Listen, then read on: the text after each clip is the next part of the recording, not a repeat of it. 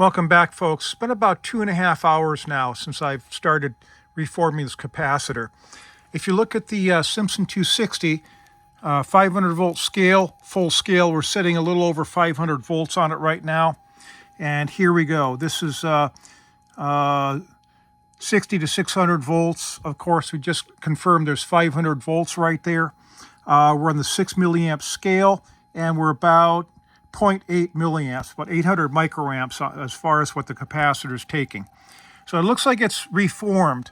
If I pull this out real quick, I pulled the power, you can look and you see that it's discharging very slowly. That's a good sign. Let me shut that off, turn that down. We've just shorted the capacitor. There's 0 volts on it now. Now I'm just going to put it back in the test mode. And what we're going to do is we're going to very slowly run up the voltage here. And there we go. We're at 100 volts, 200, 250, coming up to 300, 350, 400, 450, and voila, there we are at 500 volts. And we're less than a milliamp there. That's a good sign, but I'll show you something that's not a good sign. One of the characteristics of this tube tester is that if there's any amount of leakage, there tends to be hum on the capacitor, and it will not register here. So if you have what looks to be a good capacitor and you get no reading on it, that's an indication that's bad. We'll cheat here in a bit. We'll go back here to the Sencor Model 75 Z meter.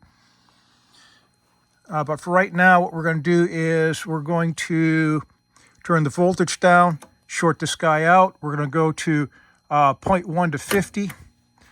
There we go.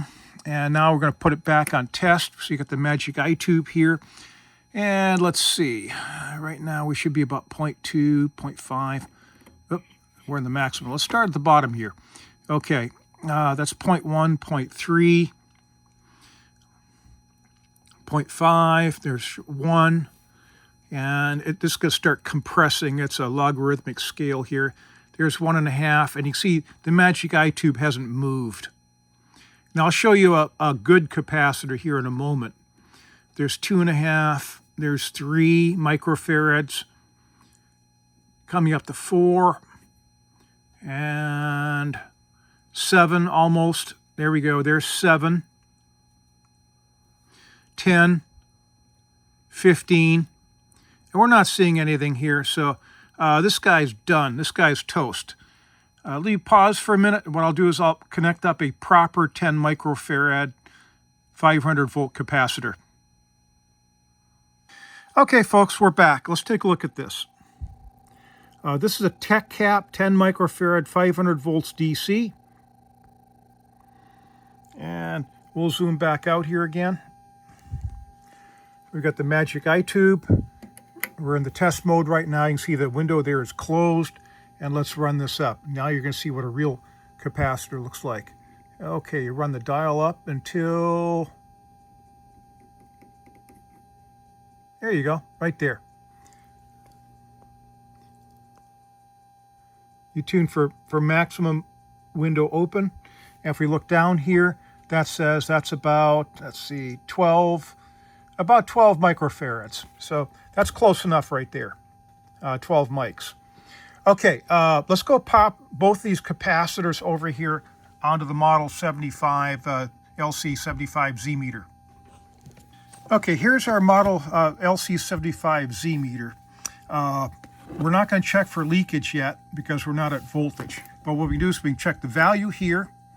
That says about 10.9 or so microfarads. And now let's check for ESR. What ESR is, it's called equivalent series resistance, and what this essentially measures is the ability of the capacitor to store capacitance and to cycle back and forth. So basically what this is the equivalent of what you would see a resistance in series with a capacitor. So this is an actual measure of how good the capacitor actually is in real use. And if you look at the chart, 1.65 is good, no worries at all. That's a good ESR for a cap that's this big. Now let's go ahead. We're going to carefully run up the voltage here to 500 volts. We definitely don't want to touch it now. That'll knock us on our butts here. Don't ask me how I know this. And now what we're going to do is we're going to measure this thing for leakage, and this will peg.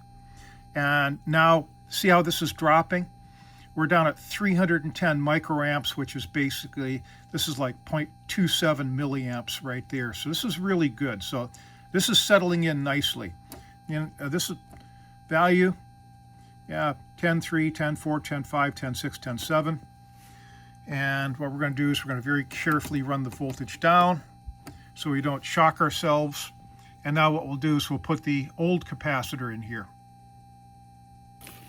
Okay, we're connected up to the capacitor here. This guy has 8 per section at 475 working volts and at 600 volts peak. Let's check this guy for a value. The value is 5.27, right around there, 5.3, and it's supposed to be 8. That's not good. And now we're going to check out equivalent series resistance. The ESR is 26.2, and the good cap was the one between 1 and 2 ohms. Much better than this. The ability of this cap to filter is severely degraded, so this guy's toast. He's history. Let's go up and see what kind of leakage we get, though. We're going to run this guy up to 500 volts now. And now we're going to hit the leakage button here. Boom. There we go. 1.2 milliamps. So yeah, we're about 1 milliamp here at 500 volts. And you saw the new capacitor's much better than this. Let's just check the other side that we haven't reformed yet and see how that does. And then we're going to consign this one to the ash heap of history. Okay, checking the other section now. There's our capacitance. This one says it actually has capacitance, 10.5 microfarads. ESR, 24.5, so it's got still quite a bit of ESR to it. And let's see what this does for leakage here. This may not be good because, again, we're hitting this thing cold. It's not been reformed. As you can see, it's just off the charts here. It's not going to do anything for us. I'm not going to risk my test equipment here. Let's see. That's 100 volts, and at 100 volts, we're still at about 3 mils. So you can see that it makes a difference whether you reform it or not. The other one side is definitely reformed, but still, with this kind of a high ESR, there's no sense in going any further with this cap. It's done. Thanks for watching, folks.